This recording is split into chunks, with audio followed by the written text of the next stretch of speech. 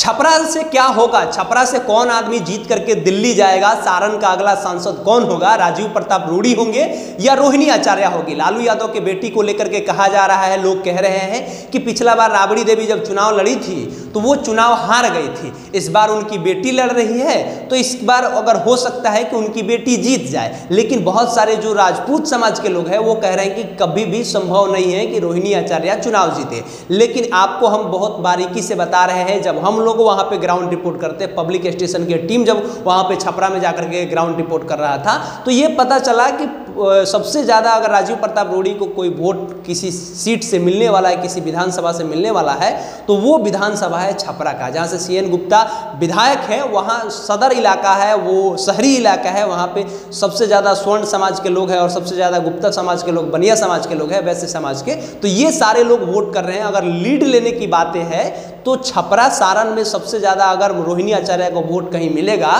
तो वो मढ़ौरा हो सकता है, वो हो सकता है कि पारसा हो, और वो हो सकता है कि सोनपुर हो, या गरखा में कहे तो उतना ज़्यादा मजबूत नहीं है जहाँ से सुरेंद्र राम विधायक है। लेकिन ये क्लियर है कि सबसे ज़्यादा लीड अगर कहीं मिलने वाला है तो छोटेलाल राय जहाँ से विधायक परसा से है, जितेंद्र राय जहाँ से खेल मंत्री थे वह मढ़ौरा का सीट हो गया, और रामानुज यादव जो यहाँ डॉक्टर रामानुज यादव जो सोनपुर के विधायक है, यहाँ से अच्छा खासा इनको मार्जिन मिलने वाला। हालांकि रामानुज यादव के इलाका में बताया जा रहा है कि ये बराबरी का टक्कर चलेगा, इक्वल वोट रहेगा, लेकिन सबसे ज़्यादा परसा और मढ़ौरा में अगर ये लोग लीड लेते हैं तो ये बात क्लियर है कि वहाँ से चुनाव जीत रहे हैं। अब देखना है कि कितना ज़्यादा से ये लोग लीड लेते हैं। हालांकि राजीव प्रताप रूडी को लेकर के बहुत सारे लोग ये बातें कहते हैं कि राजीव प्रताप रूडी 10 सालों 15 सालों से लगातार वहाँ पे 17 सालों से सांसद है, लेकिन 15-17 सालों में उन्होंने छपरा का कोई भी ज़्यादा विकास नहीं किया है। लालू प्रसाद यादव जब थे तो उन्होंने जो बेला का फैक्ट्री है, रेल पहिया कारखाना, वो देने का काम किया था,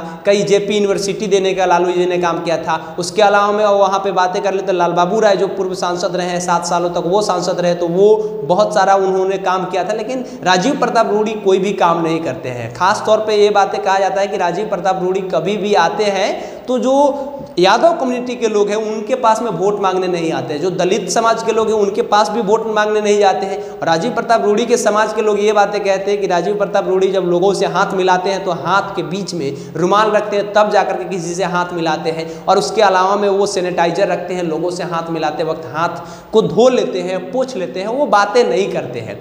तो लोगों में काफ़ी नाराजगी है। प्रधानमंत्री नरेंद्र मोदी के नाम पर आखिर में किसी व्यक्ति को कब तक जिताया जाएगा? वो कहावत सुने होंगे जिस तरीके से उपेंद्र कुशवाहा ने कहा था, जिसके ऊपर में मोदी जी का आशीर्वाद उसे कौन रोक सकता है। तो पवन सिंह ने उस पर रिप्लाई किया था और पवन सिंह ने कहा था कि ध्यान ना दीजिएगा विकास के काम पर तो जनता कब तक जिताएगी मोदी के नाम पर। तो यही हाल है, राजीव प्रताप रूडी के साथ भी यही हो रहा है। अगर आप देखिएगा तो कई ऐसे वीडियो मिल जाएंगे जिसमें राजपूत समाज के लोग भी उनके साथ में नहीं है, भूमियार समाज भी उनके साथ में नहीं है, बहुत सारे लोग होते हैं जो उस पक्ष में नहीं है। और सबसे ज़्यादा दिक्कत तो इस बात का है कि राजीव प्रताप रूडी को लेकर के इस बार लोगों में काफ़ी नाराज़गी है। राजीव प्रताप रूडी ने कई ऐसे काम हैं जो काम नहीं किया है, चाहे वो सोनपुर के इलाका की बातें कर ले। सोनपुर के इलाका में जब नदी का कटाव हो रहा है तो उधर के लोगों ने उनको वोट नहीं किया है। उसके अलावा में आप बातें कीजिएगा तो छपरा के सदर में भी बहुत सारे ऐसे लोग हैं जो साफ तौर पे कह रहे हैं कि भाई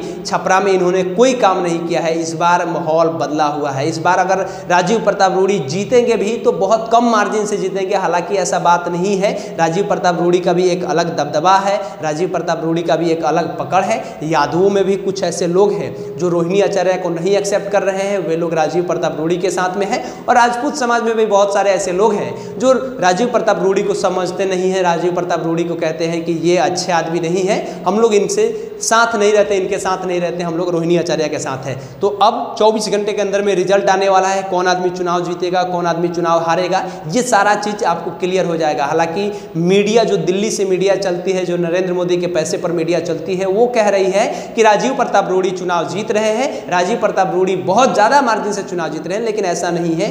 कहीं पर भी आप देखिए बिहार के किसी भी सीट पर मैक्सिमम सीट ऐसे हैं जहां पे मात्र 5 से 10% का मार्जिन रहेगा। और पिछला बार जिस तरीके से 2019 में हुआ था कि हर प्रत्याशी 1 लाख प्लस वोटों से जीता था, इस बार ऐसा नहीं होने वाला है। इस बार 50,000 के मार्जिन में लगभग 15 से 20 ऐसे सीट होंगे बिहार के जो सारे हार जीत तय करेंगे। आपकी क्या प्रतिक्रिया है लिखिएगा कमेंट बॉक्स में। हमारा नाम केशव यादव है, पब्लिक स्टेशन आप देख रहे हैं। बहुत बहुत धन्यवाद।